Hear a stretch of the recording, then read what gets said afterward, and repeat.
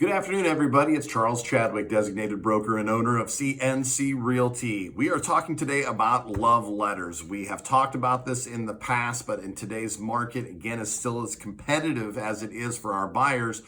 There are still people out there promoting those, clients asking if it is okay to submit them, some flat out demanding that they submit a love letter and a letter with their offers.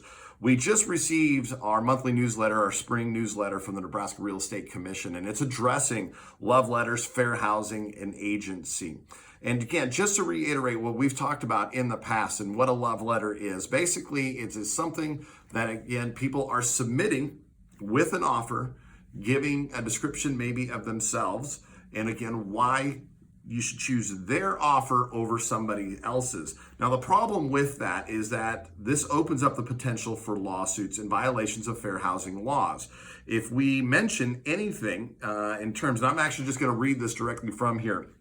The most significant concern with buyer love letters is the potential violation of state and federal fair housing acts, which generally contain protections against housing discrimination based upon race, color, national origin, religion, sex, familial status, and disability. These are the 7 protected classes underneath fair housing. And in other states and areas and local municipalities, there are other things that they will add in specifically for these.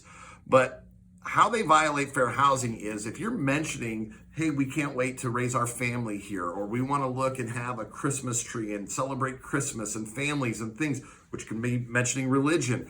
And people make decisions based on these. If a decision is based against maybe a letter or a photograph that was sent, they're putting themselves in a position to violate fair housing. Now, buyers say, okay, well, we're not doing that. We're submitting our letter. It's the seller that would potentially be violating that. And that very well could be the case, and I think is the case in most circumstances. However, if another buyer finds out that, again, they were chosen or not chosen because of something specific, they could then potentially go out there, sue the seller, tie up the property, and a number of things, and even drag you in specifically to it. And so do we want to risk that? No. Our goal and our obligation, our fiduciary responsibility as agents is to protect our clients. And so again, policies out there that we want to go out there and follow, and that, again, the commission and other states have actually put into law. Nebraska has not, but states like Oregon and some of these others, I think maybe even Oklahoma, have put into their law basically making against the law to submit some of these love letters out there. So it is certainly something that we strongly suggest not doing. Agents should not be drafting or helping you draft any of these love letters. And again, most agents should not be, or again, should have a policy of not accepting these and delivering on, just for the sake of, again, protecting our clients.